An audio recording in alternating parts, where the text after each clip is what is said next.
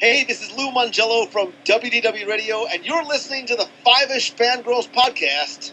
Let's do this.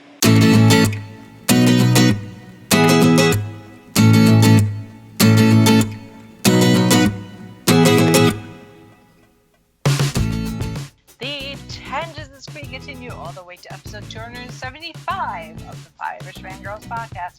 How shall I do it?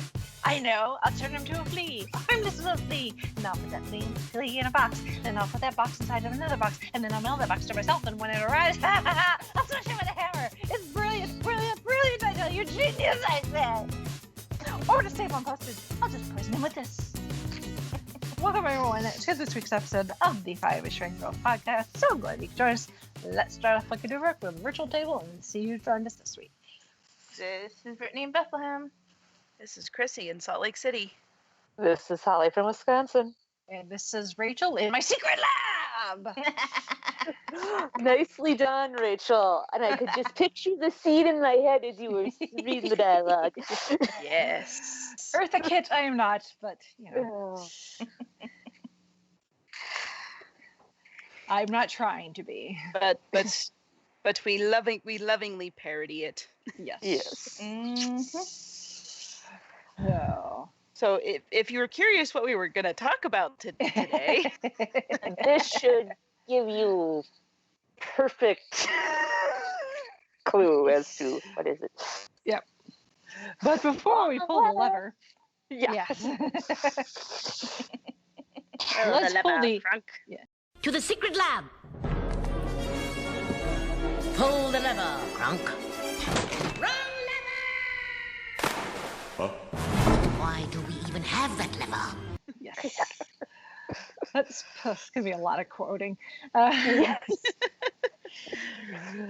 Before we get to that, Before we start quoting the whole movie. yeah, I know, I'm afraid I'm need- going to do that. yeah, we Same. need to do the news. Yes. Yes.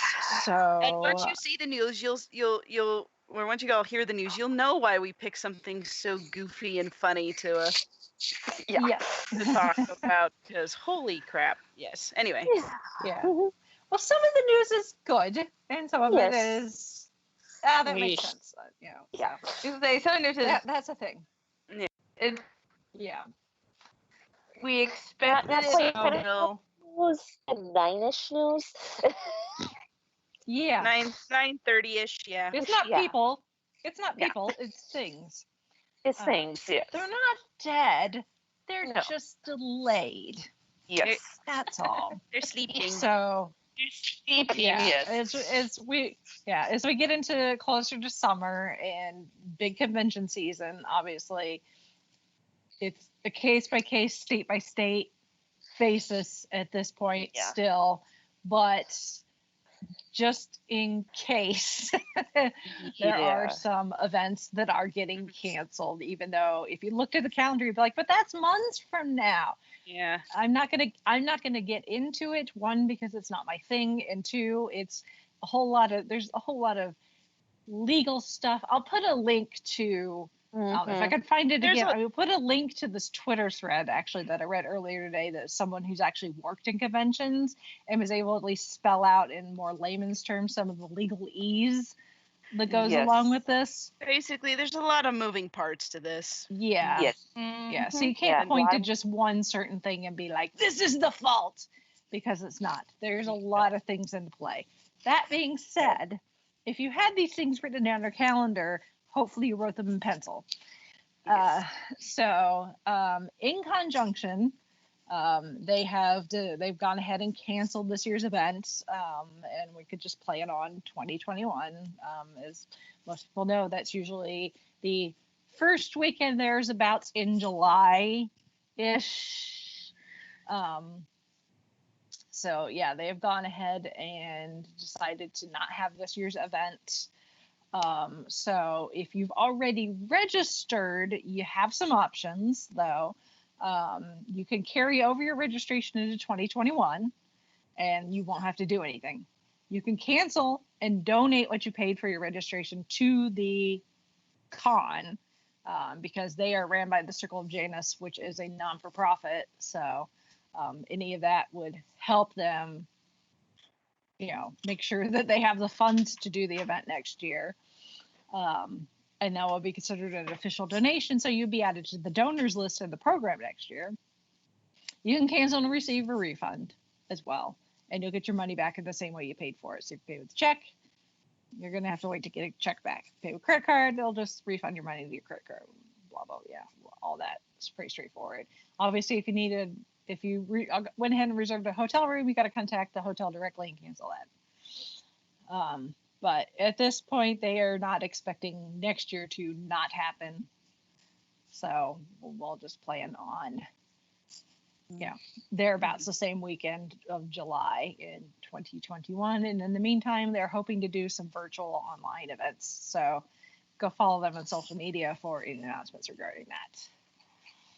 Which I haven't been to any of the ones that they've had, like other conventions, but they seem pretty cool. Like getting some of the pop guests that would normally have been there and have them do like a little virtual. Yes, there've been a lot of events trying to do that, where they've trying to move stuff online. I know Wizard World. Rolling my eyes, you can't see it. Wizard World. I know they've been doing online stuff. I think Ace has been doing some stuff online.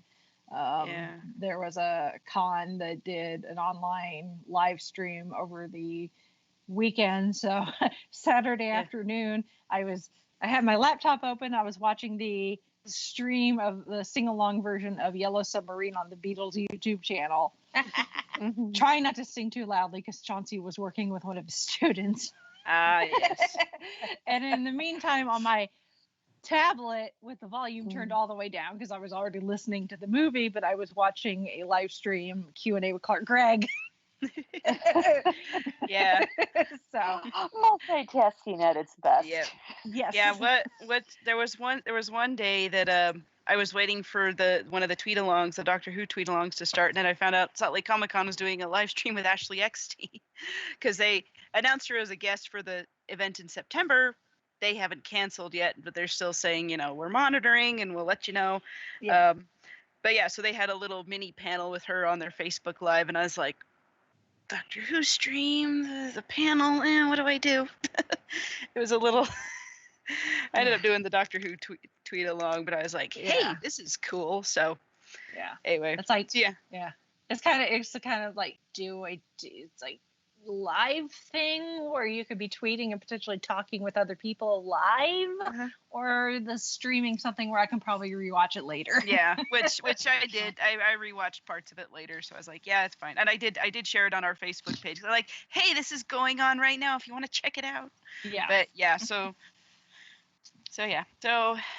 there's con stuff still going on virtually. You just kind of have to keep your ear to the ground as far as what they're doing. And most of what I've seen been free, which is yes, which has been really, really awesome. So that being said, Indiana Toy and Comic Expo, which usually is even later in the summer, like late August-ish. It's bounced around a little. They have gone ahead and canceled as well until next year, where they will hold the event as usual. And really the big one that doesn't affect us as far as participation, but there goes a show topic for the year right out the window. Yeah. Well, I guess we can pull names out of a hat that week. Yeah, really. Fandom Christmas has been canceled, aka San Diego Comic-Con. okay. So the first time in 50 years. Yeah, and the first time in 50 years they've had to cancel. It was going to be late July this year. But yeah, they made a statement saying that, we're just going to have to, they just can't guarantee that it will be safer by then. And even if it was safer for in general, maybe, because San Diego Comic-Con, it is the the granddaddy of all cons. So it's Mhm. not Yeah, like and it's not like yeah. IT, it's not like In Conjunction or PopCon or something where it tends to be a lot of locals, or even something like Salt Lake Comic Con where you can get people from out of state and maybe some Yeah. international travelers. But San Diego Comic Con, one is in California, and California has been one of the states that's been hit the hardest throughout this Yeah. thing. mean, But two, it's not just a state or even countrywide con. Like, it is international, and it's not just, I mean, you still get the stuff that you would see at other conventions. You got your cosplay and your vendors and all that, but it's also a big event for like movie studios and TV networks to show off stuff, and they're all not producing anything at the moment. So even if they did have it, none of our shows or movies are in production, so they would have no reason to go and show off anything because they're literally not making anything right now. Yeah, Right. there would be no trailers, no clips, none of that stuff. So I mean, and also, I mean, it's huge. I mean, you were saying like, California has been hit really hard with this. Everybody, if you've ever been to Los Angeles or even San Diego or any of those places, everyone's just packed in there like sardines. And then you go to San Diego Yes. Comic-Con and you've seen the videos with all those crowds and, Hall I mean, it H, takes they over the line entire up. city. Yeah, they like line up around the convention center and there's so many people and and that's really why this, in certain places that this It's virus a hit so hard. logistical nightmare for something like this. You can't Social practice distancing ain't happening. No. The words right out of my mouth, Chrissy.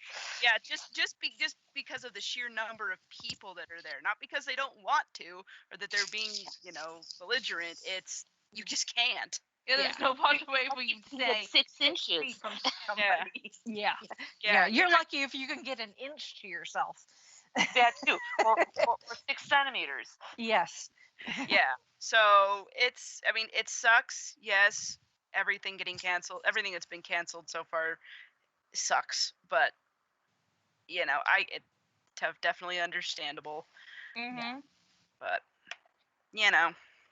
the Grinch stole fandom Christmas, and in this case, the Grinch is the C virus. Yeah. Yep. Oh. But that just gives them more time to prepare for what may, for next year. Just in case new ways of doing things have to be in place. Yeah. So. I'm going to say it's just about all all these things that have been canceled, whether it's been cons or, sporting events or, the Olympics have gotten pushed back and all these things that have been canceled that people have been, looking forward to for all this time. When they come back, I swear it's just going to be a humongous party just because, I just get this, and even just family things, because I know our family, we've had to postpone like birthday celebrations and stuff like that. I just get the feeling that once we're finally allowed, we could finally do these things again, it's going to be just better. Mm-hmm. And not that they were bad before, but it's just it's going to be, I don't know, there's going to be just a really good vibe about it. I don't know how to explain it, but I'm looking forward to it. Mm-hmm. And last I heard, Dragon Con is still up in the air if they're gonna as is postpone or cancel. And I know a few people that are just like, even if they decide to go through it, because they normally go, they're just like, I'm probably gonna skip this year just for my own peace of mind. Yeah. Now I do know they are still doing the nominations for the Dragon Awards. So I don't know if like the con gets canceled, they will just do those virtually, which you can vote. Anyone can vote on the Dragon Awards, whether you're going to the con or not. Yeah. So I mean, there's that to look forward to. They can do that over Facebook or something. So there's a plug for the Dragon Awards if you want to. I can't remember if it's nominations are open or voting's open yet, but I can look that up really quick. Either way, I mean, just go to just search as dragoncon.org/awards.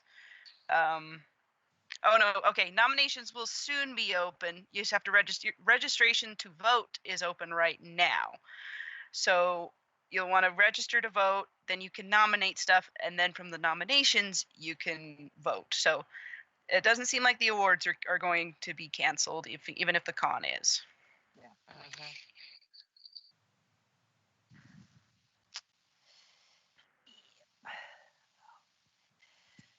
Yeah, and as obviously as if and when more things get canceled, we will let you guys know. Yeah.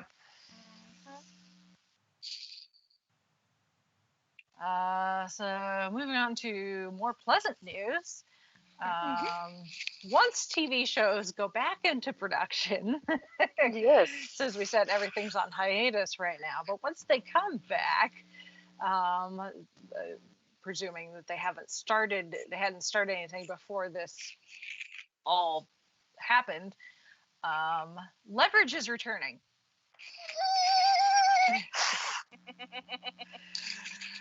Which apparently means I need to move that up my list. Holly, I think I heard that without the benefit of the headphones and the mic. Yeah. I think that squee traveled all the way here on its own. Yeah. So Dean Devlin, who we know from Librarians, actually, is going to bring Leverage back under the Amazon Studios umbrella. And it's going to include some of the original series cast, including Christian Kane. But they're also going to be bringing in, so it's going to be like a little mini Librarians reunion, because they're also going to bring in Noah Wiley as a new character. Yes. Mm-hmm. This is going to be interesting. Mm-hmm.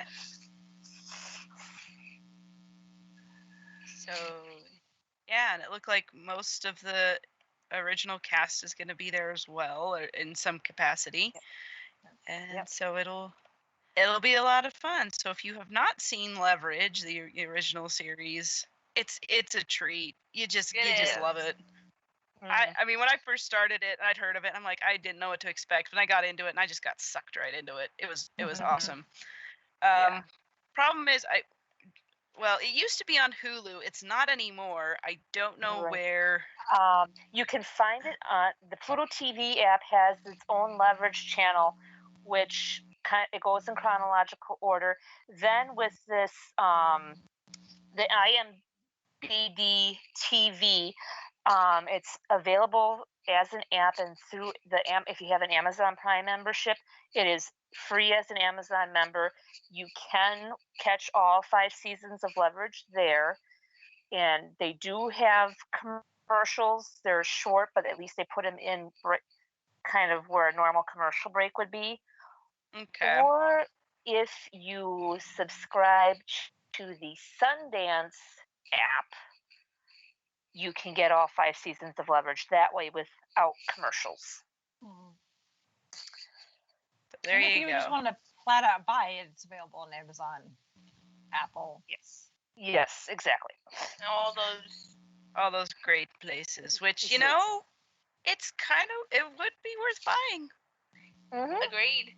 I mean, I don't know. It feels like there's some rewatchability there in some places. Yes. So yeah, if you're as this news dropped, I kind of started to do a rewatch. On top of other things, this is like I said, apparently it needs to move up my list. Yes. So yeah, it's a fun one. So yeah, I don't know. Well, we may, it might be an idea for a topic one day. Yep. Mm-hmm. And our last bit of news coming from the world of Doctor Who. This was interesting. Yeah, they were teasing yesterday. Yeah, and then they made a bit of an announcement, but more of a hey, we're doing this thing, stay tuned for more type thing. Yeah. But they are going to be releasing, it's a new story, Doctor Who story, but it's going to be multi-platform. So they're calling it Time Lord Victorious, and I guess the teaser tagline is follows several doctors across space and time as they defend their home planet from a terrible race. This is a story like no other. So it is going to be told across audio, books, comics, vinyl, digital, immersive theater, escape rooms, and games. It is going to launch in September and it'll go over the course of 12 weeks with products and experiences releasing from September until January 2021, which Wow. may or may not be when Doctor Who comes back. I don't know. But it says Time Lord Victorious will be set within the dark times at the start of the universe when even the Eternals were young. It features the 8th, 9th, and 10th Doctors traveling across space and time as they defend the universe from a terrible race. This, as well as 3 Doctors, Companion Rose Tyler, and monsters including the Daleks and the Ood, will feature, plus more to be revealed over coming months as products are announced. Partners involved in the project include Penguin Random House, BBC Books, Doctor Who Magazine, Titan Comics, Escape Hunt, Big Finish, and Immersive Everywhere. So this is gonna be interesting. Yeah. And Yeah. the one image that they've re-released, it's got Daleks and other like spaceships and stuff. There's the 8th Doctor in his from the 50th, the short story we got before he regenerates into the War Doctor. We've got the 9th Doctor as we know him and love him with the leather jacket and everything. We've got David Tennant's Doctor in full Time Lord regalia. Yes. And looking like he's been in a fist fight. I remember, I just saw that picture. He's got the robes and the big metal shoulder hood thing that's beaten all to hell, but he's still wearing the pinstripe suit underneath. You can see his one sleeve poking through the armhole in the robes, and you can see his shirt collar and part of the tie. And then you've got an Ood in a tuxedo. And Rose in a dress that also looks like she's been through the hell. So I was scrolling through Facebook and I wasn't really paying attention. I just saw that. I thought it was like some fan-made poster thing. And I scrolled back up and like, wait a second, this is official. Okay then. Yeah, I'm like, okay, but just listening to how the story is going to be over all these different mediums and platforms, I'm like, okay, that's going to be, wondering how they're going to do that. Now, Big Finish, one of their producers, I can't remember who it was, but it was on the Big Finish website, did say that their story at least is going to be to the point where you can, if you just want to do the audio, you can just listen to that story, and there'll be tie-ins, but you can still just have that one thing, because there's been people saying like, well, I don't want to buy all this new stuff just to do this one story, and what if I don't have a, there's been people bringing stuff up. So Big Finish at least has said, this one story, we're gonna make it our own thing, but it will tie into the rest of the stuff. And I'm hoping with the vinyl, they'll also offer a digital platform for that, because those vinyls can be pretty hard to come by. I mean, you get what you pay for in the price, but not everybody's into vinyl, guys. Or they might not have a working record player, or know someone that you can borrow. No, it's becoming a new thing where you can buy like a vinyl player that has like all the things, like vinyl player, CD player, cassette, radio. It's popular. I see it at work all the time. It's a throwback machine. Yes. Oh, I would love to have a record player. Me too. I used to have one and I loved it. Yeah, I mean, I had one. My mom had her old stereo that she had in high school, and we had it. You know, it still worked when we were really little, and we actually had records. So I'm like, yeah, I know what these are exact. But you know that it got lost or broken somewhere finally, or just wore out. Yeah. And so I'm just like, yeah, I get all my stuff on digital. I don't really even. Back in the day.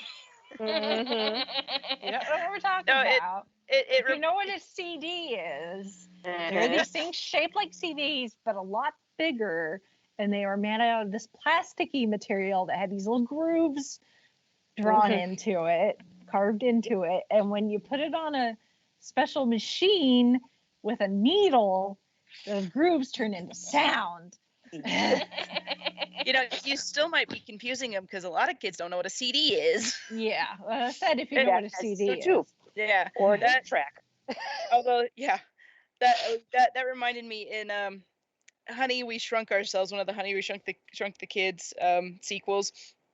Wayne Selinsky's like they're gonna put the shrink machine in the Smithsonian, and he's talking to the younger son, the one that was the baby, that in Honey, I Blew Up the Baby. Anyway, he's all excited like your dad's invention is gonna be in the Smithsonian next to the gramophone, and the kid's like, what's a gramophone? And he goes, an early record player. What's a record player? An early CD player.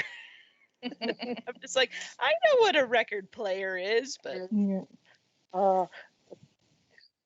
a few where I work, they have a laser disc player still that works that they every now and then have to use for science class, and the kids are just like, "What's that?" And it's like, "That's a laser disc player." What's that? It's like, it's kind of like a Blu-ray player. And then when you bring out the laser disc, about as big as simple, the kids are just like, "Holy cow!" Like, I guess we're kind of showing our age, but not really. Yeah.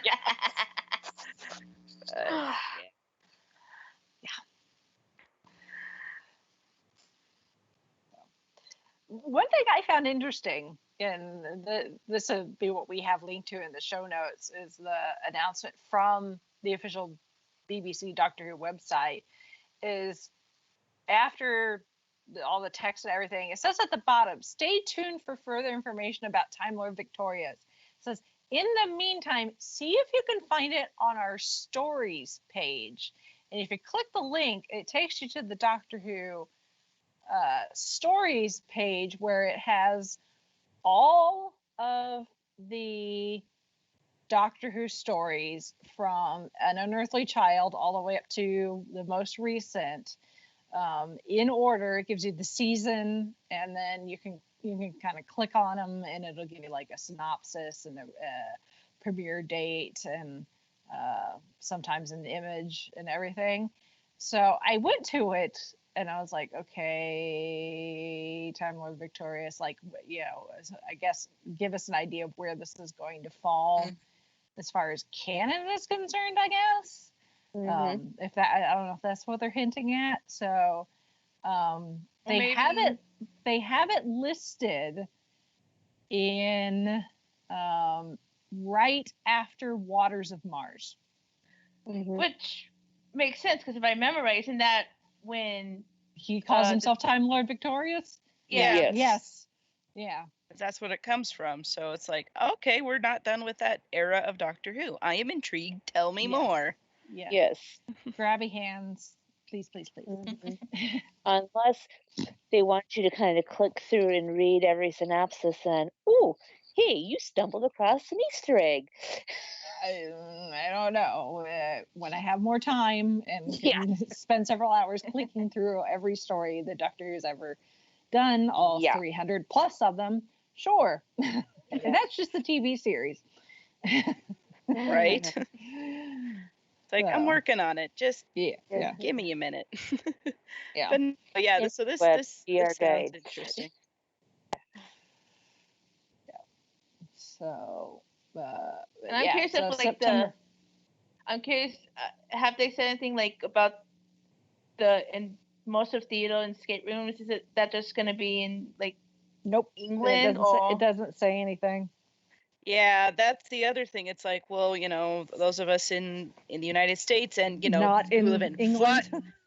who live in flyover country, because England tends to think that the U.S. is just New York, and I'm like, no, it's not. Like, some of us probably aren't gonna make it out for that kind of thing. Yeah. Just saying. Yeah. But well, who knows if even that's who knows if the world will be open by then. So true. I'm true sure enough. they've got plan A, B, and C, and D for Mhm. how this is going to work. So I'll say this: digital escape rooms are a thing. I just built one for the library. One of our events is going all digital, which normally would be in person, and I built an escape room for that, and it was actually kind of fun. So, that is a possibility. Grab your hands. Mm-hmm. Yep. So that's it for Zin News. So let's move on to feedback. So we got a little bit of feedback from Shalane talking about the current world situation, and she agrees with us. Who knows how long this will last? So she says she's going to start watching older TV shows from the past decade, and honestly, I think she means the last 2 decades. Because she's talking about shows like Buffy and the X-Files, and they all you gotta go a little further back than that, Elaine. I will say this. I can't remember what show it was or what I was looking at. And I was like, man, I can't believe this came out 10 years ago. Oh, no, that was like in the late 90s. Yeah, it was a lot longer than that. I'm like, because, sometimes in my mind, I think 2000 was still 10 years ago. Yeah. I do too. And I was 10 in 2000. I know. Yeah. I'm just like, wait a minute. Geez, fine. I'm getting old. Yes. Do I have to admit it? Okay, I will. And the whole thing about it's like a whole thing people in denial that 1990 was 30 years ago. Yeah. I know. When I realized definitely my brother just turned 30 and he was born in 90, and I was like, no, you're not. You shut up. You stop it. I'm turning 30 in less than 2 months. It's not that bad, Brett. No. It's not. It's really not. It's just weird to think. It's just weird that I don't feel like I should be 30, but I also feel like I should be 30 at the same time. That would be 30. That's what it is. You've got it right on the head. Actually. This is the point where you have birthdays just so you can get presents. Yeah, and cake. And cake. You get to be the center of attention for just at least a little bit. Woo! Yep. So Shalane continues, because Chrissy brought up Boy Meets World. She said something weird about Boy Meets World. She said in the first season they're in 6th grade, and then the next season they're in high school. Yeah. Yeah, that's when you've got adolescent actors and they grow up faster than you expect sometimes, and they don't look the right age anymore. So you have to age up. You have to skip some years. You have to be like, oh no, they were totally in middle school that whole time. Although in the first season there is an episode where Eric goes to their 6th grade class and say, hey, you guys are going to be in high school next year. So I'm like, okay, they're one of their high schools where 7th grade is in high school or something like that. But then the next season, like, no, you're all 9th graders. And so it's like, yeah, there's a lot of hand waving in that show, because there's a lot that changed from season 1 to the rest of it. Yeah. I was gonna say, when I was in middle school, 6, 7, and 8, we had a lot of classes in our high school, but that's because we were from a small town, and the middle school and the high school were literally connected. So there was so we had to like share classrooms. Yeah, that was, my high school. It was, and elementary was up till 6th grade, and then 7th and 8th were with the high school. Although they didn't do like high school sports or anything, but anyway. But yeah, everyone does it different. Yep.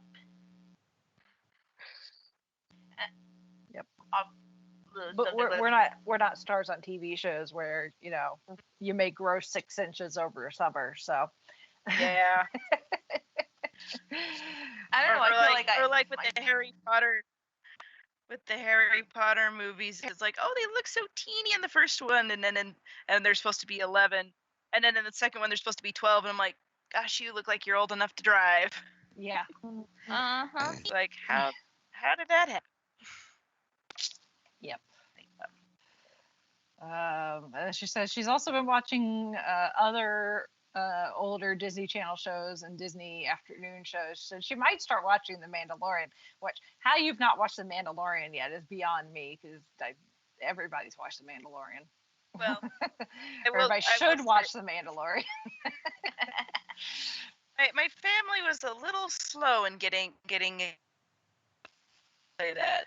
I tell my dad, like, you need to go watch Man, and he's like, oh, I'll get to it. I still need to figure it out, and I'm like, why haven't you figured it out yet? Yeah, especially now, because you can watch The Mandalorian and you don't have to wait like the rest of us did. I know. You just watch the whole thing in one sitting. Yes. But then you have to wait until season 2. Well, yes, but you're not going to be like you're not going to be like the rest of us. And over Christmas, we're trying to celebrate, Magic Christmas, and we're all like, "Oh, I hope Baby Yoda's okay." Yeah, right.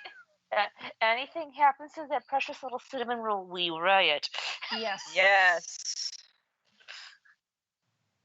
And a friendly reminder, in a week we get the start of that the documentary stuff. Yes. And Rise of Skywalker will be dropping for streaming. Yep. On May the 4th as well. You can watch all 9 episodes of the Skywalker saga. Yep. So, even though we're feeling a little morose because all of our May the 4th festivities had been canceled, well, there's still a little bit that we can enjoy. Wear a Star Wars related t-shirt and watch whatever floats your boat, because it's all on Disney Plus, or it will be. I'm glad May the 4th it lands on a Monday, so I can actually do something. Yeah. Or more like blue milk for everybody. Yes. Woo! So go enjoy it. Yep. Moving on to this week's main topic. Speaking of things that are on Disney Plus, and things owned by Disney, we're going to have a nice little throwback to a movie that is it's kind of in the same vein as our Young Carter discussion, where it didn't do that well in the box office, but it's kind of developed a following after the fact, where people are like, you know what, actually this is pretty good.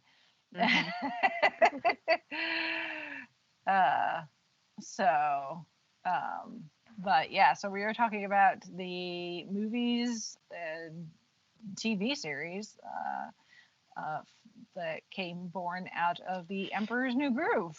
Yep. Which will be turning 20 this December, actually. Speaking of stuff coming out in 2000? Yes. Yep. And I'm like, oof.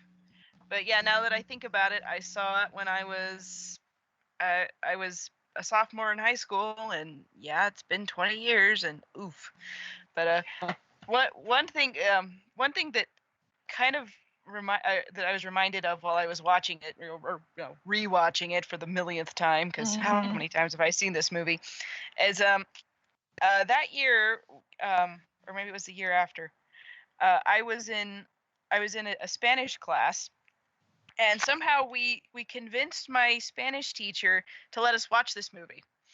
Because I don't know how we did that. I think it was like a end of term sort of thing. Like, hey, let's watch this in Spanish class, and we were watching it, and I loved it. I mean, I saw it in theaters. I thought it was the funniest thing ever, and I adored it.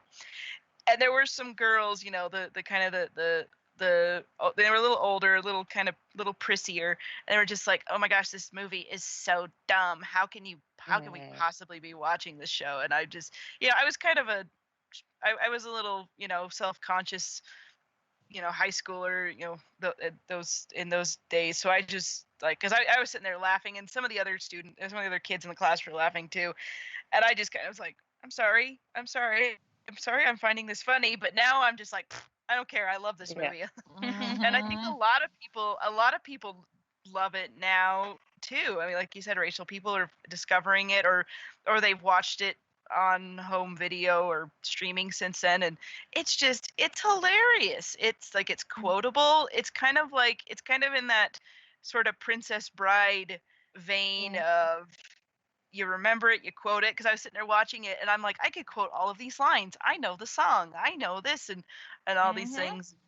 Like, I basically have this memorized, but I still have to watch it because it's so darn good. And now there's so many memes about it because it's so quotable. Oh yeah, yeah. Mm-hmm.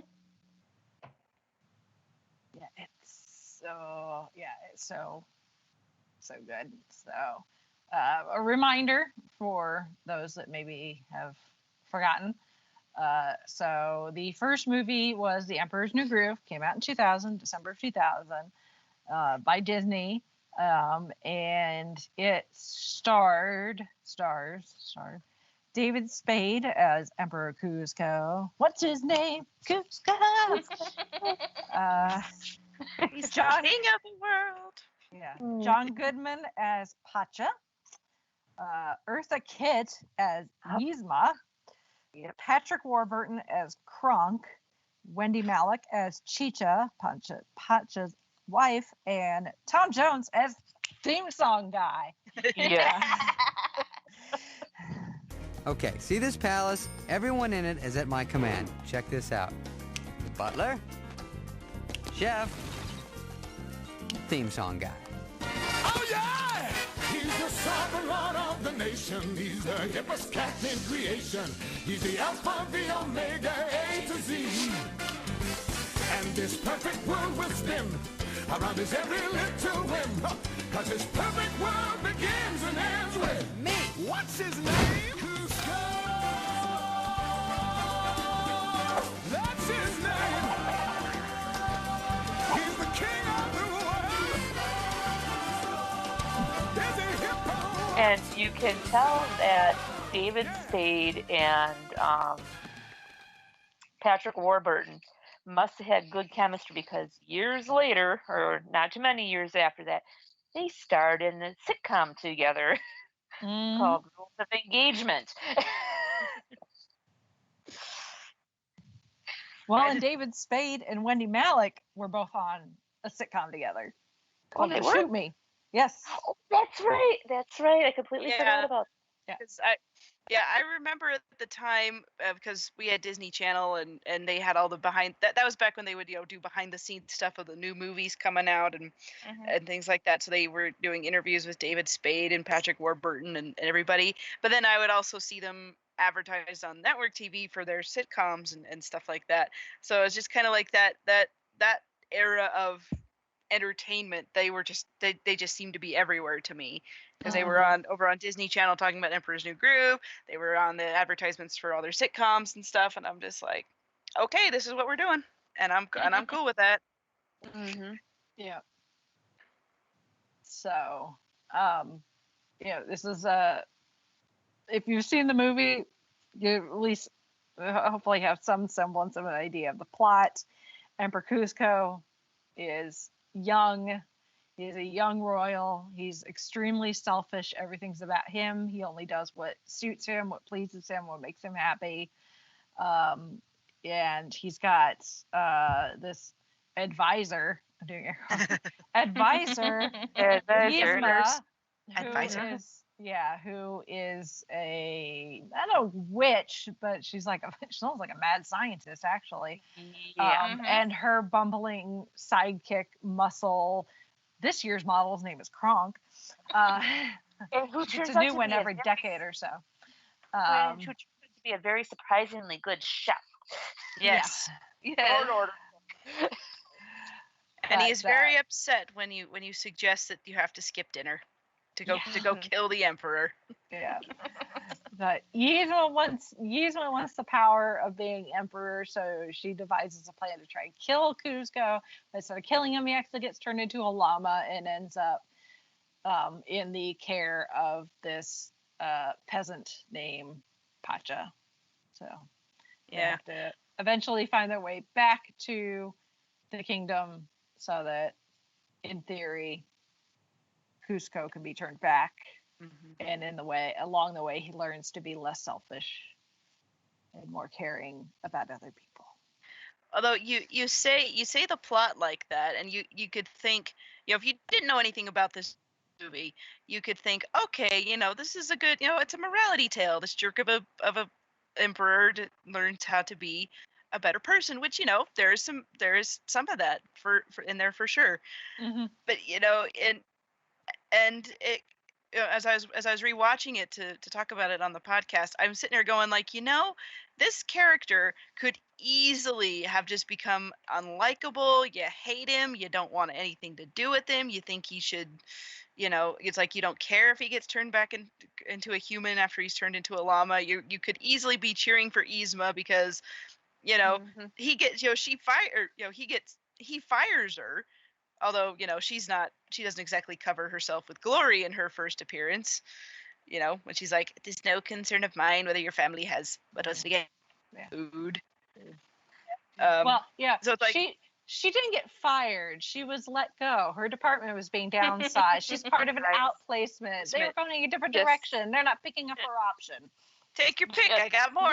Yeah. I mean, there's all these things. It's like they could just be totally despicable, awful people, which Yzma kind of is.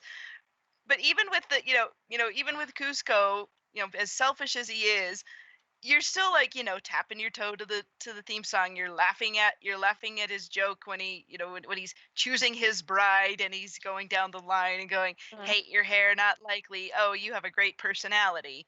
Any other movie or any other story, you would just think, okay, just turn him into a llama and drown him. Don't care. He gets what he deserves. But over time, he gets better, but the whole time, even when he is kind of a selfish little turd, you're still laughing at his jokes. You're still laughing at his quips and everything that he's doing. You're laughing when he's like, this movie's about me, not him. And he's scribbling it out with a Sharpie on the screen. Because it's not just us watching the movie. Like, it's meta. It has it references itself. It breaks the fourth wall. It's like a Deadpool movie. Pretty much, in a way. Yeah. I mean, the opening, you see this llama in a downpour, feeling sorry for himself. He's like, yeah, you see that llama? That's me. Yeah. Winner, loser. It's like this came first, so I don't know if Deadpool stole from this or what, but it was. We'll say that Emperor's New Groove was definitely before its time because it did all the Deadpool stuff before. Well, I don't know if the Deadpool comics were around yet. I think they were. Yeah. Okay, but as far as movies go, this one did it before Deadpool. Yeah. Which nothing wrong with that. Yeah. No, go ahead. I was going to say which makes it such a huge departure for Disney because up till now, I mean, this was kind of where Disney is firmly in the experimental era, is what they call it.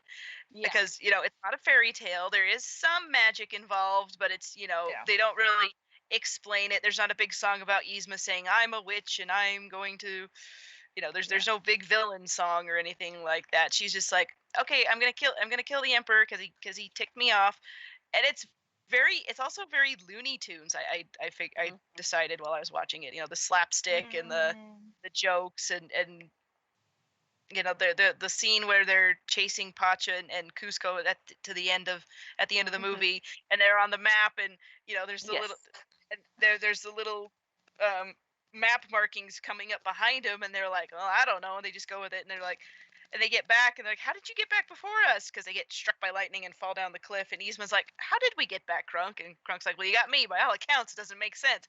And they don't even bother to explain it. It's like, yeah. We know this doesn't make sense, but oh well, back to business. We got a story to tell. We have a climax. What does it look like? I don't know. Just keep looking. Over here. It has to be one of these. Lions, tigers, bears. Oh my. Looking for this? No, it can't be. How did you get back here before us? How did we, Kronk?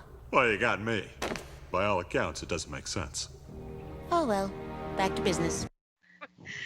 We have an exciting climax to do, and we don't care. Yeah. And you're just like, okay. Fine by me. Yep.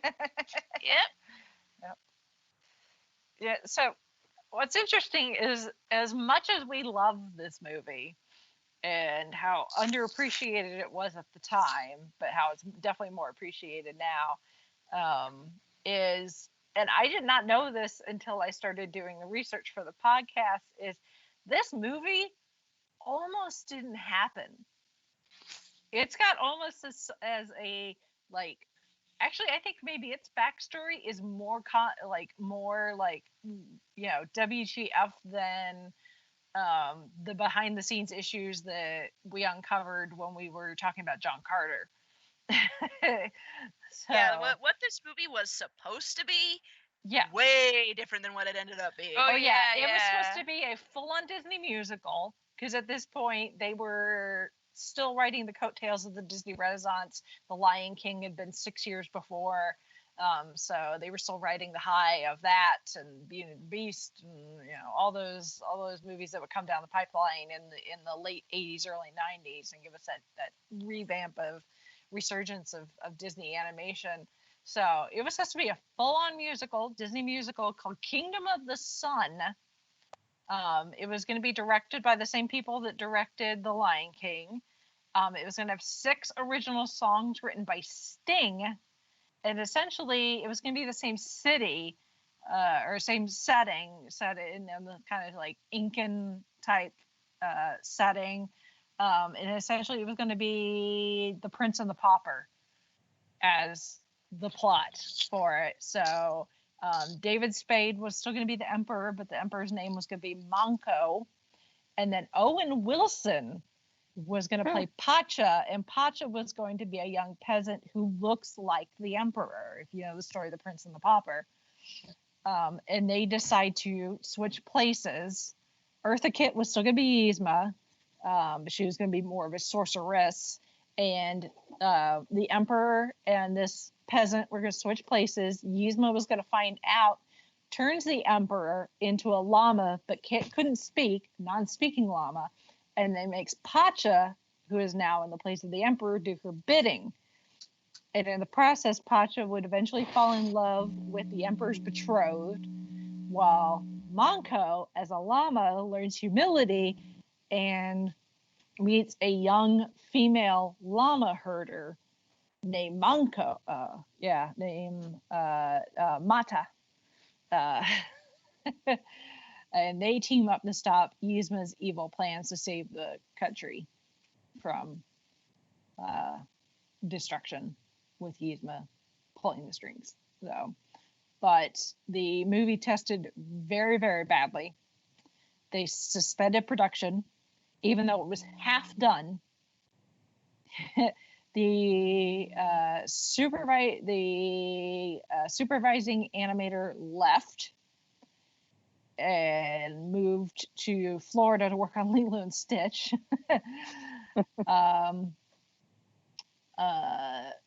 The producer, the story lead, the screenwriter completely overhauled the movie, got rid of Wilson completely, obviously, because he's not in here. We would not see Owen Wilson again until he becomes Lightning McQueen in the Cars franchise. Throughout all of the completed footage and all of but one of Sting's songs that he had written for the movie. So now they've got Disney management breathing down their neck. You know, they're like, dude, you just threw out a movie that was half done. Are you nuts? You know how much money that is?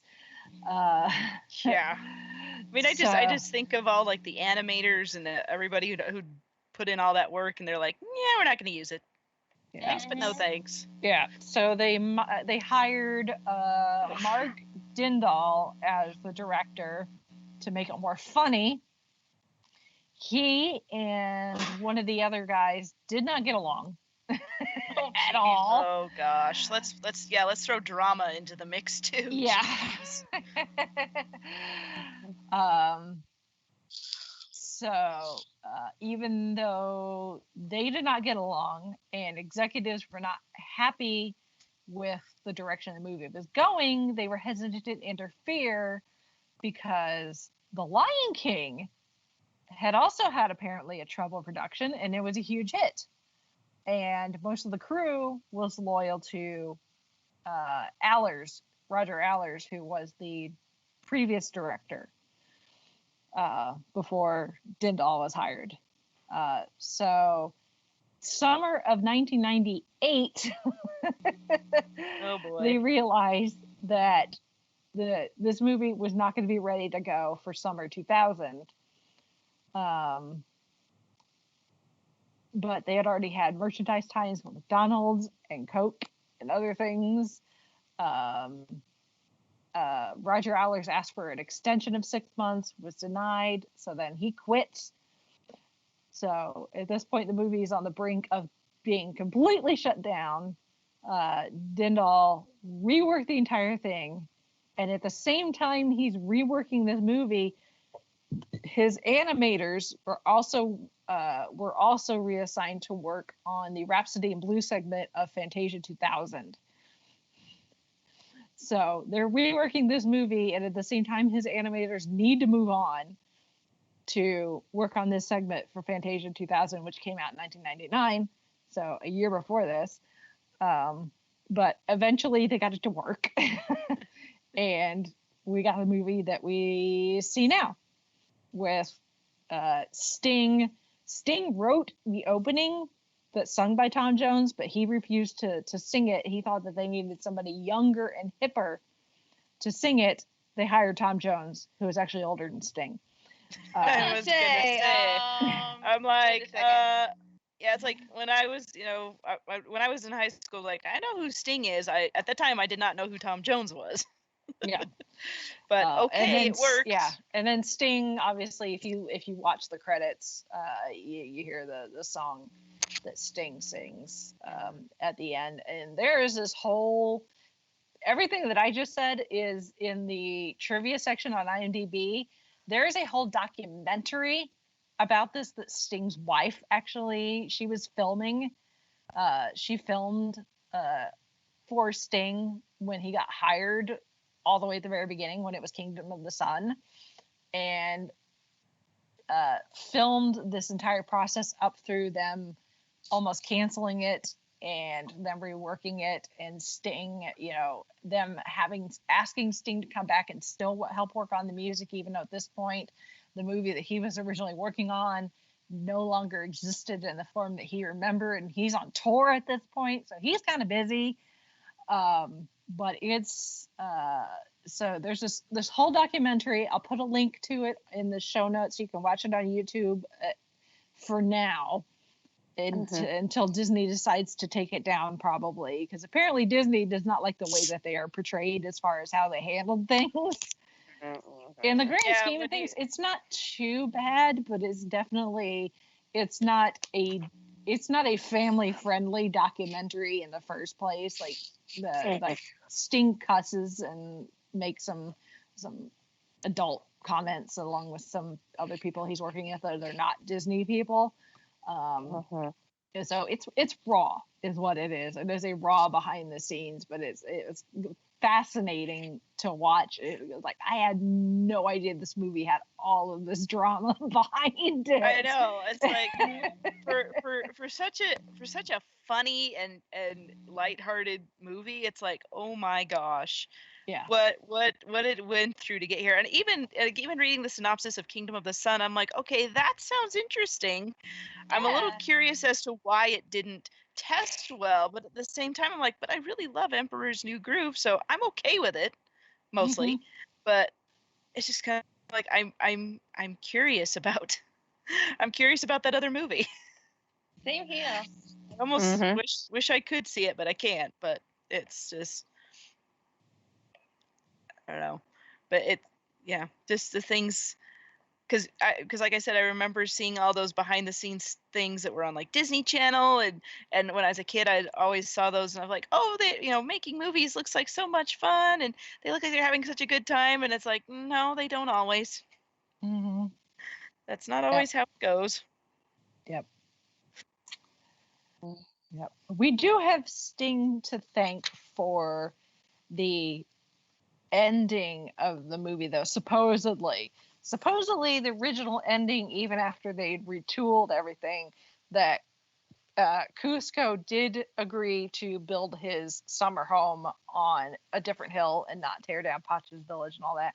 But he was originally still going to build the huge Kuzco-topia summer home. And apparently Sting sent the producers a note saying that if they did that, then that showed that Kuzco had not really changed or learned from his experience if he still built this huge, excessive mansion. So instead, he builds the much smaller one. And the model and the model is now a bird bath. Yes. Yep.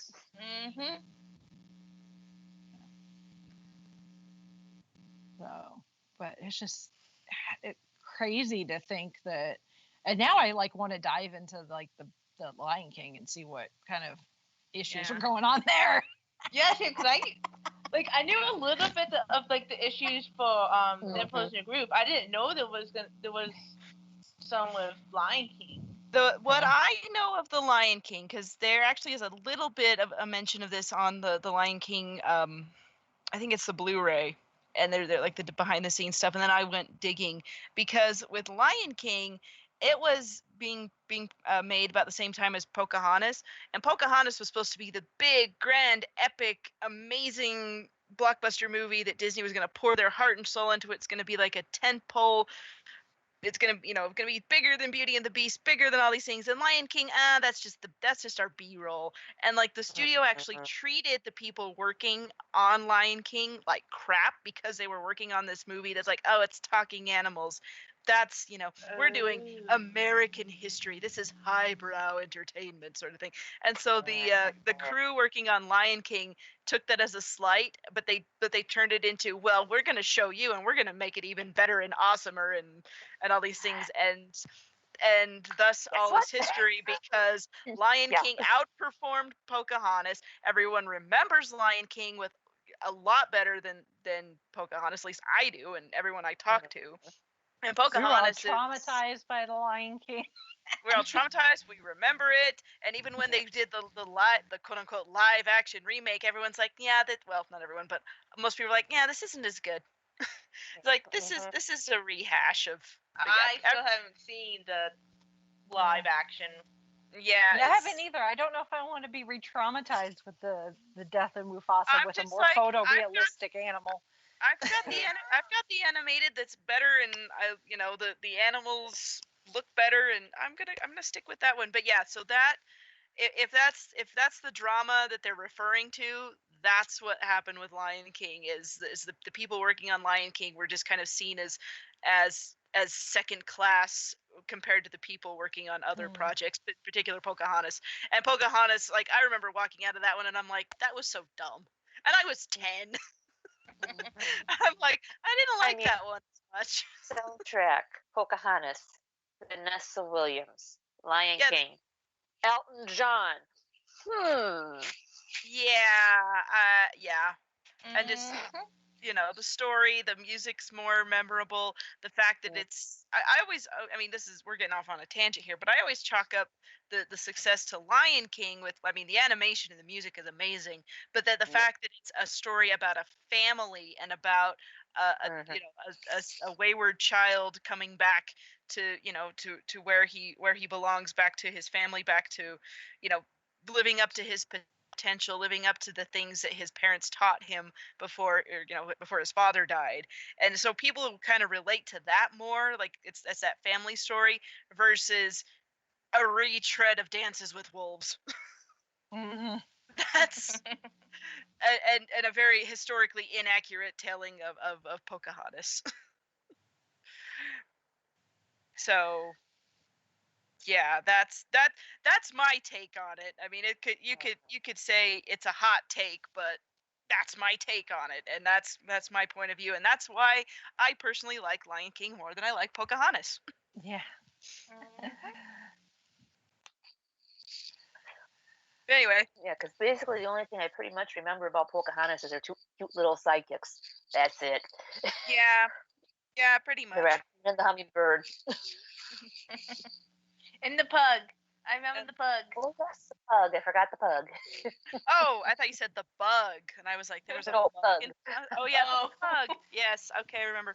But yes, anyway, so Disney is not without its drama.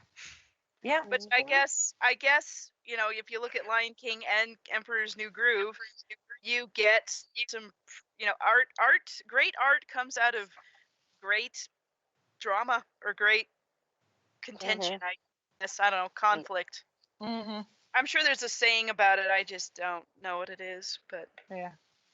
Well, I think the things that I love most about this movie is, one, it is a different story than what you'd expect from Disney. There's no princess or anything like that. It's a, you still get royalty, but he's a llama for most of the movie. The story is told differently than what we come to expect with the meta references and the fourth wall breaks and all that. And it's there's a lot of very funny lines. It's very quotable, but then there's also some very funny dialogue. But then there's a lot of visual gags too, which really just send it over the top. So it's like, even if they're not saying anything, what they may be doing is just as funny. Yeah. When they're trying to keep off Kuzco. Hit him on the head, Kronk, and she's taking two pieces of broccoli, smacking them together and trying to communicate, knock him out, and he's like, "You want more broccoli?" Yeah.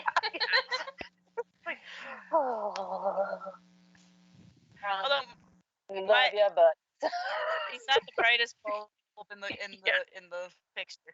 Although, speaking of visual gags, my favorite one, just because it was years before I noticed it, and like I said, I've watched this movie so many times, is when Kronk is taking the sack with Kuzco in it, and he's like humming his own theme music, which Patrick Warburton made up.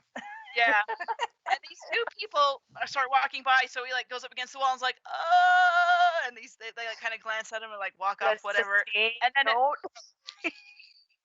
on the one note, then the visual, or the screen, the camera, so to speak, pulls back, and the etching around, or the carving on the wall around Kronk is these two guys pointing at him. Yes. And I had never noticed that. It took me at least 10 years before I noticed that. This guy did it. And that one's my favorite, because it took me so long, because I was basically an adult before I knew it was even there. Yeah. On the same vein, for me, a little I think less, more subtle, is when Yzma throws the poison that was in her cup onto the cactus.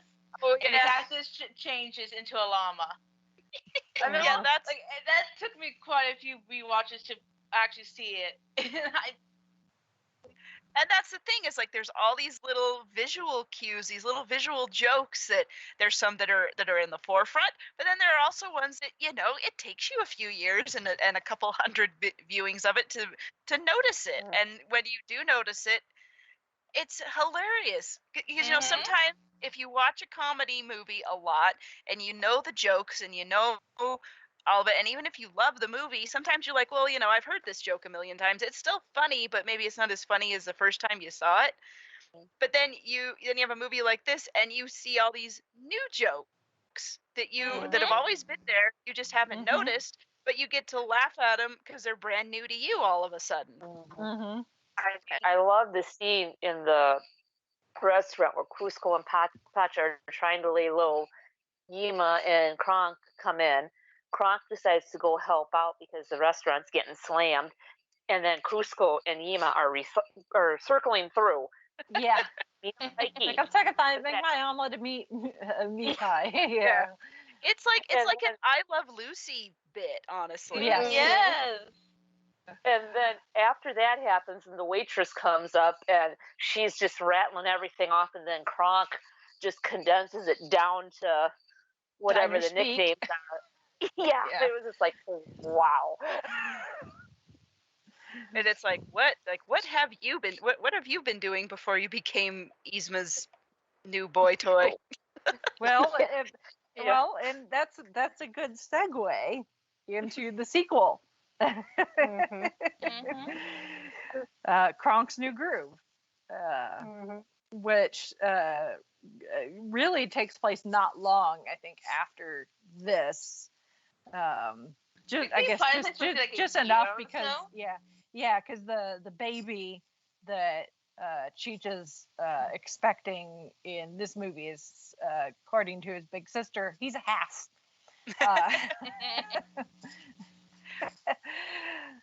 So this is Kronk's New Groove, which came out in 2005, so 5 years after, where and I the think story like direct to DVD or video release. This was a that one in theaters. But the idea is that Kronk's dad is coming to visit, and all of Kronk's life he's tried to live up to his dad's expectations and has felt like he has been a failure.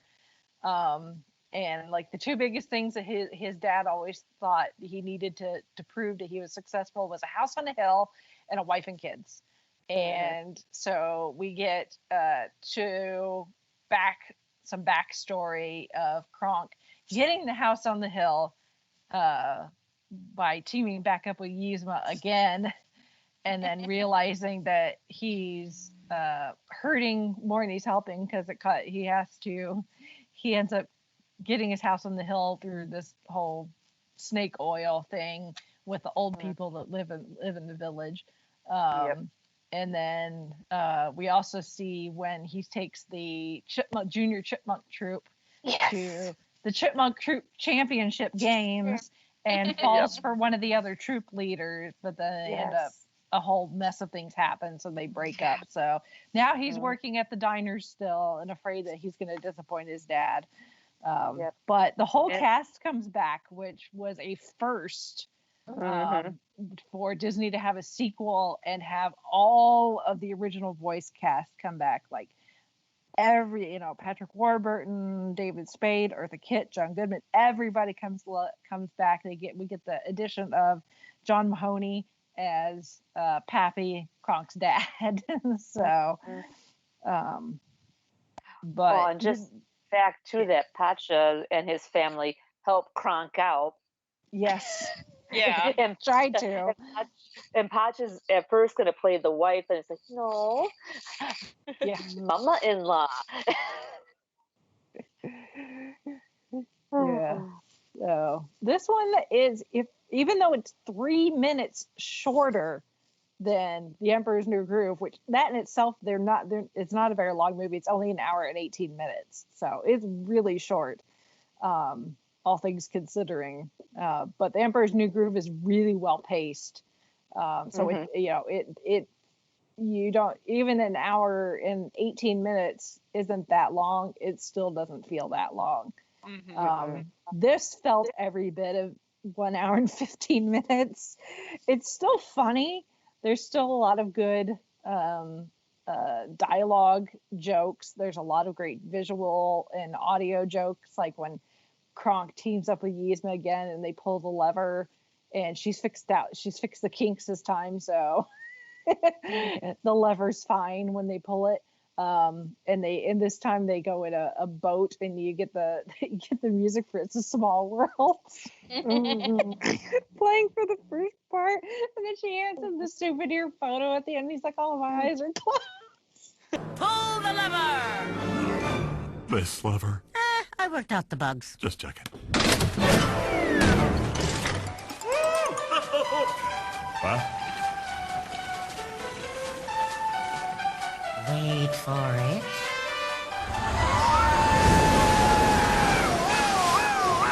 That's even better than your last one! Welcome to my new secret lab. It's always fun when Disney can make fun of itself. Oh yeah. There's all sorts of nods to other Disney properties in there, which is absolutely hilarious. Like, and some non-Disney, because there's a Lord of the Rings reference. Yeah. Yeah, or A Few Good Men. I can't handle the truth. So yeah, that Lord of the Rings reference. I'm like, whoa, okay. When I first watched, like, I wasn't expecting that. Yeah. But I loved it. My precious. So I mean, there's some great jokes in here. There's more music in this one. It's still not a full-on Disney musical where it has like half a dozen songs, but like Yzma breaks into song at one point. There's an opening number, just like Kuzco has his opening number from the first movie, and this time it's about staying, keeping your groove or staying true to your groove or whatever. But then there's also some popular music they throw in. There's Earth, Wind, and Fire's Get Down Tonight or whatever it is, Spice of Life, whatever the song is. So yeah, there's definitely a few times where I'm like, okay, they've added music here because they needed to fill some time. So they just decided to throw something music related in here, which I think messes with the pace of this movie. So it doesn't feel as well paced as the first one. And therefore it kind of, at least to me, it knocked me out of it a few times where I'm like, how many more minutes are left? As opposed to The Emperor's New Groove. Yeah, as opposed to The Emperor's New Groove, where I'm just like, and the next thing, oh, I love this part, So, but it's for a sequel, it's not one of Disney's worst. I'll give it that. So,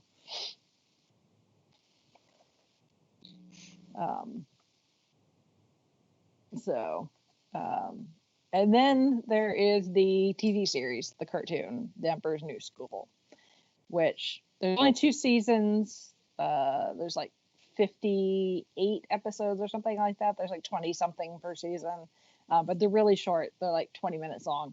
And it's all on Disney Plus as well. And essentially this takes place in between The Emperor's New Groove and Kuzco, or in Kronk's New Groove. So it's right after The Emperor's New Groove, where Kuzco has been turned back into a human.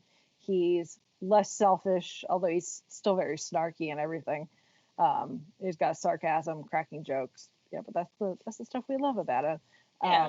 But apparently there's this convoluted thing that he's already emperor, but he can't stay emperor unless he graduates from school, his kingdom school.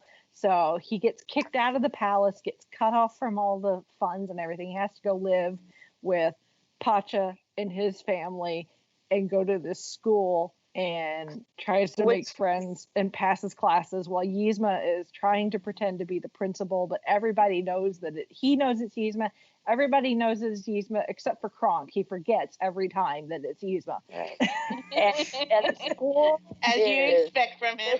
officially named Cusco University or Academy. Cusco Academy, yes. Because he paid for it.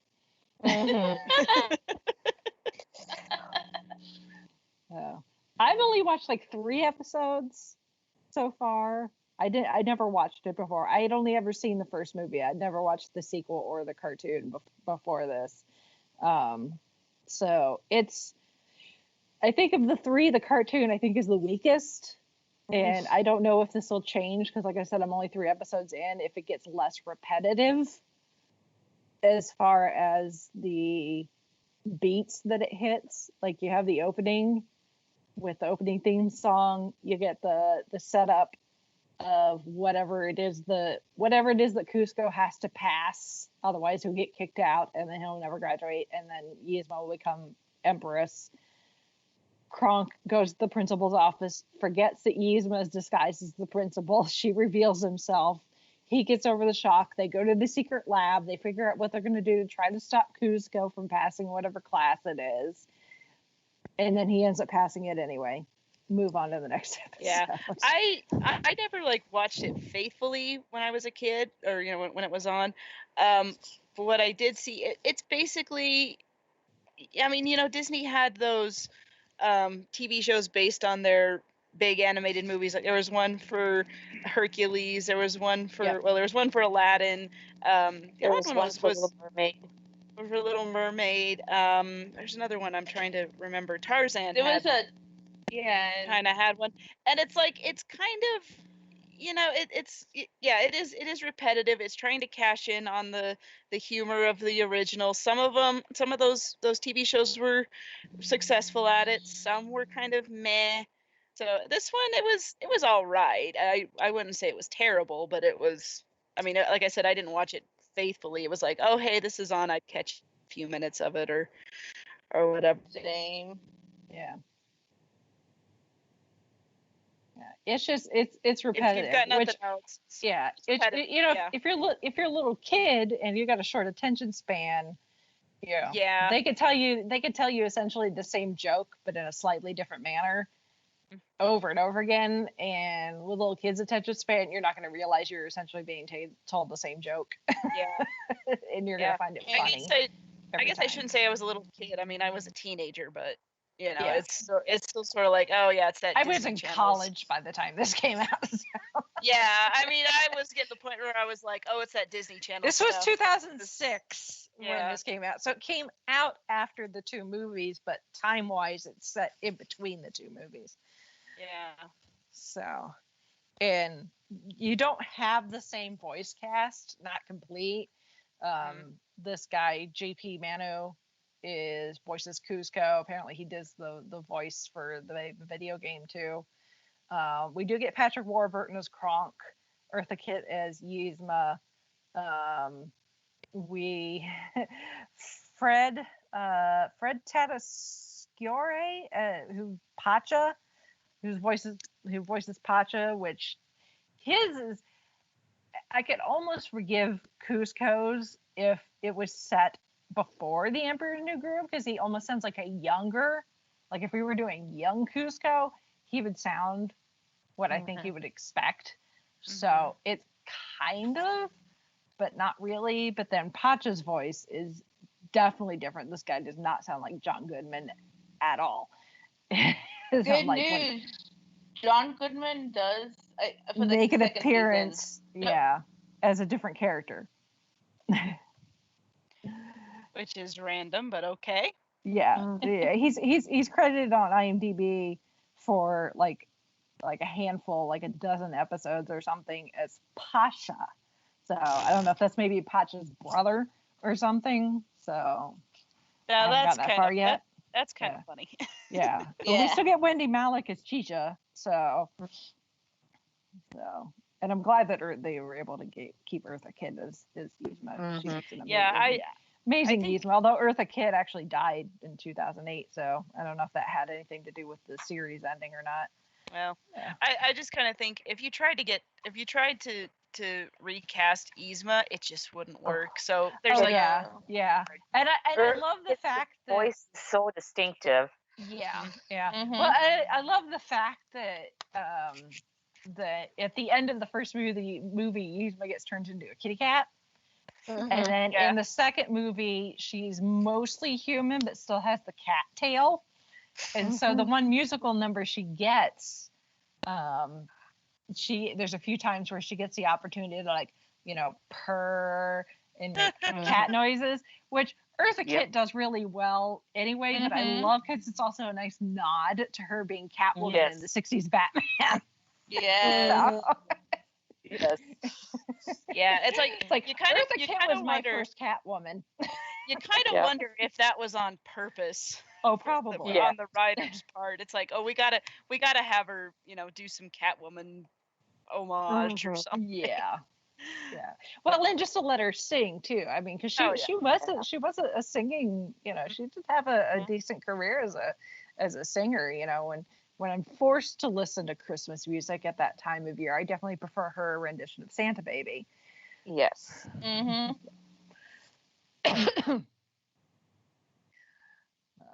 So yeah, I love hearing Eartha Kitt. And she's so funny. As Yzma, and Yzma is just a fantastic Disney villain. Again, the movie is underrated, and she is definitely underrated as a Disney villain. So she's up there with like Hades, where it's like it's like they're a villain, but they are funny. They are having fun with the role, and you just enjoy it. It's like there's certain kinds of villains. There's the ones that are like, oh yeah, they're evil, they're awful, they're bad people, and you'd love to hate them. And then there's ones that are like, yeah, you're doing bad things, you want to kill the emperor, but you're so gosh darn funny while you're doing it. Mm-hmm. Yeah. And also file under good help is so hard to find these days. Yeah. Yes. Very much so. He means well, but yeah. I'll have to I'm sure I can find it. Google easily enough. There are some people out there that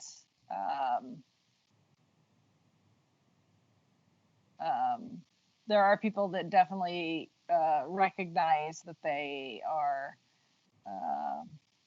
that it's a movie that's underappreciated and deserves more love. More love. There's it's gone slightly viral if you're in the right groups, but one of the years for one, I don't know if it was Disney's marathon weekend or whatever, but there's a guy dressed as Kronk he had created his own the thing that he's carrying Yzma around, and then he just made like a cardboard cutout of Yzma sticking her head out of the opening. So he's running the marathon, fully dressed as Kronk with the purple tent thing strapped to his back. Gosh, that is amazing. Yeah. So yeah, there are people that appreciate it and recognize it. It's not one that gets a lot of recognition within Disney. They're not characters that you see in the parks or on merchandise or even a lot of even special events where sometimes they'll pull out more obscure characters. They are not ones that I have ever seen. I've never seen a Kuzco in any form or fashion. They did have a Yzma and a Kronk, which you can see actually in that documentary that Sting's wife did at a movie theater, I think, like when the movie opened. but it's like they're not face characters. They're like the heads, like the plastic heads, the molded heads. I don't know how you do a face character of Yzma. Yeah, that's a lot of makeup that And it's hard the cast pull member off. would have to be dedicated to. Yeah. Yeah, because she is supposed to be terrifying beyond all belief. Yeah. So, Kronk, on the other hand, Yeah. One thing, I mean, I highly doubt this is even being discussed anywhere unless they're really unless my expectation unless I'm underestimating the Disney money machine. But this is one that I really hope they never do a live action remake of. It would be. And see, I've kind of seen the opposite. I've seen comments online where people are like, if you're going to do a live action remake, this is the one to remake. I don't know that it would work because you've got all that sort of Looney Tunes type slapstick that I don't know that it would translate into the humor would translate into live action quite so much. I mean, I'm willing to be proven wrong, but just as I'm sitting here going, I mean, I'm thinking that that would be akin to remaking Princess Bride. Yeah, And maybe, I mean, that's true. They pulled the slapstick off with Who Framed Roger Rabbit, but that one that's part of the story. They are is the tunes and all that kind of stuff. But I don't know. Yeah. But I don't know. I kind of want it. It's sort of like one of those special things. Like I kind of want it just to stay what it is. I mean, yeah, there's the spin-off show and the sequel, but it's it's just one of those gems that it sounds like we were lucky to get it. Right. Yeah. You kind of want to in put its it in current the untouchable category. Like, no, don't remake. Just leave it as is. To quote Kuzco, no touchy. Yeah. no remakey. Yeah. Yeah, I don't know that they could do the humor and the stuff again. I mean, if they did it, I would be willing to be proven wrong. But if they ever announced that they were doing it, I would be one of those to be like, "What the heck are you smoking?" But and I only bring this up because Disney seems determined to remake everything. Because I heard they're doing a Robin Hood remake, and I'm like, what? Yeah. Why? Yeah. I mean, they haven't been Disney, obviously, but I think we've had enough Robin Hood stories. Yeah. Yeah. I don't care who you are. Robin Hood does not need to be done by anybody. No, it's like I think I'll stick with my Foxy Loxley. Yeah. Yes. But oodalali. Can you imagine if they tried doing that, like as a live action, as them as the animals? That's what they're talking of doing. It would be the Lion King all over again. It would be the Lion King crossed with cats. Yeah. And they wear clothes and they would be, no. There was talk of this. I saw it on Twitter a couple weeks ago, but it's kind of died down. So I wonder if they're like saying, "Okay, we're gonna back off of that." Yeah.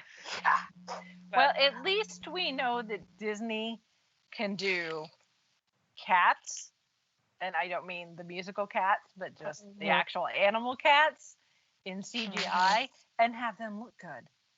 Yeah. One can only. This is true. So they do have that going for them.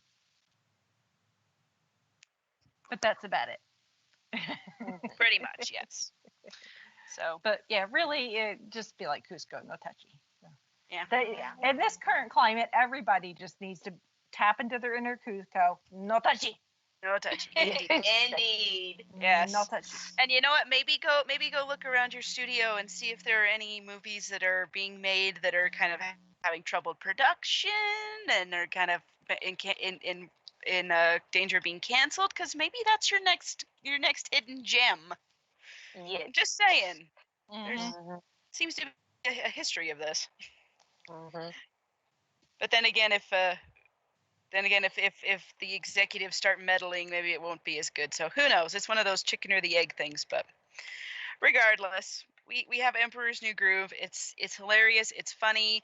It's there are memes galore that have spawned from this one, and everyone seems to know of it. And even though it didn't do what a box office hit, and the critics certainly didn't love it. You know what? Who cares? We're still talking about it nearly 20 years later, and still loving it as well.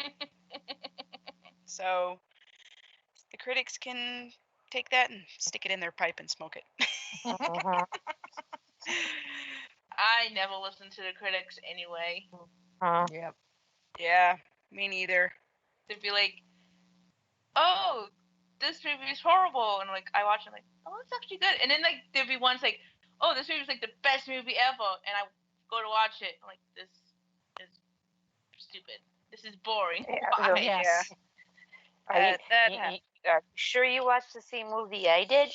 Yeah. Exactly. Exactly. I wonder that sometimes when there's a significant difference in opinion with certain things. I'm like, did we see the same?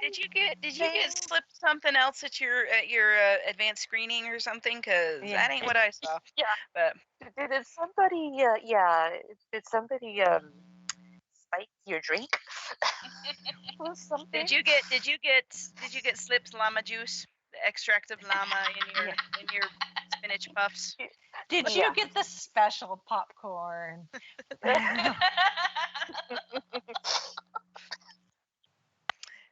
Anyway, that wasn't movie theater salt. No. No, it was not. That was from the dispensary next door. I mean, and on that note,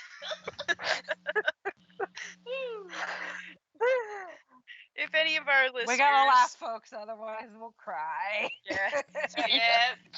I've been stuck inside for 10 weeks. Yes. 10 million years. So yeah, if you're starting to go a little stir crazy and haven't watched it for a while, go fire up Emperor's New Groove, watch it, enjoy it, and enjoy the laughs. And when you're done with that, you can send us feedback about your thoughts of the movie, or if you go watch that documentary that Rachel was alluding to, which I knew the documentary was a thing. I did not know it was available anywhere at all. Yeah, it was, and then it wasn't. Disney made them pull it, and apparently bought the rights to it at some point, or supposedly they have the rights to it or something. And so it was not being, because it was shown like at Sundance or something, like once, and then it went into the vault to never be seen from the light of day. And then somebody put it up on like the internet on YouTube, or this may have been pre-YouTube, and it was up for a while, and then got taken down by Disney supposedly, and now it's back up again. But for how long it may stay there is to be determined. So go watch it while the link that we'll have in the show notes is still valid. Yeah. Anyway, if you watch any of this stuff and want to comment on it, or comment on our discussion of it, send us from the movie, because heck yeah, I'll take that. You can send us feedback. Our email address is fiveishfangirls@gmail.com. You can also go to our website, which is thefiveishfangirls.com, and there you will find links to all of our social media outlets. Leave us comments there. Follow us, like our Facebook page. We post links to news and random little things we've been finding, which there's been a lot lately, because that's basically what all we really have to do. So check us out there. We're also on YouTube. And I will highlight YouTube because we do have a few special projects in the upcoming offering on the docket, whatever the phrase is. So watch this space. Stuff is coming. In the pipeline. In the pipeline. Thank you. Oh my gosh, it's been a long day. But yeah, we've got stuff coming. So look for that on our YouTube channel. You can also download our podcast if you haven't subscribed to us already. You can subscribe to us through Apple Podcasts, through Google Play, Stitcher Radio. We're on Spotify, wherever you get podcasts. We are there. So So whatever you like to get podcasts from, go find us. We're there. And also, if you feel so inclined to support the show, I know it's kind of tight these days, but if you do have a couple bucks you want to send our way, we have a Patreon account, we have a Ko-fi account, we have some merchandise in our Redbubble store, and we also have an Amazon store. So if you're buying those essential items you need through Amazon, if you go to the link on our website first and then go do your Amazon shopping, we get a little referral bonus. So that does help. So if you're, like I said, like I said, things are tight right now. People are only buying what they need. But if you're buying through Amazon, that'll help us out, and we do appreciate any and all support that we get from our listeners. You guys are awesome, and hopefully we're bringing some joy and entertainment and get your mind off of the crud that's going on. I know podcasting's been helping me out with that mental space. So thanks for listening, and we'll keep the good times rolling as long as we are still able. So as long as we've still got an internet connection, we'll be here. Yep. Although sometimes we wonder what that internet connection is doing, but anyway, making funny noises and the dog barking. Yeah. The disadvantage to everybody being stuck at home is just everybody is using multiple electronics at the same time. So we'll retroactively apologize for any strange noises and or hums, beeps, squawks, whatever that you may hear in the show. And hopefully that'll change once people can be more than 6 feet away from each other. It's like when you say 6 feet away, 6 feet apart, but at this point it's like all of electronics need to be further apart. Yeah, we do our best with what we have. Yes. Yep. Yep. Which is sort of household electronics and only one internet connection. It is what it is. Yeah. So that's kind of the motto for the times we are living in. Yeah. So anyway. But on that note, we shall sign off for this week. This is Brittany Bethlehem saying good night. This is Chrissy saying, "Watch what I can do" from Salt Lake City. This is Sally from Wisconsin saying good evening. I hope you don't have a tooth that loose.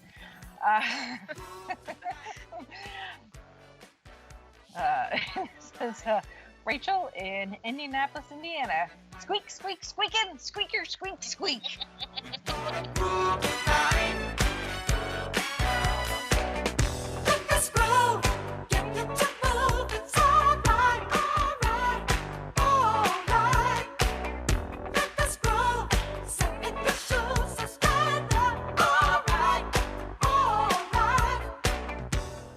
You have been listening to the Five-ish Fangirls podcast.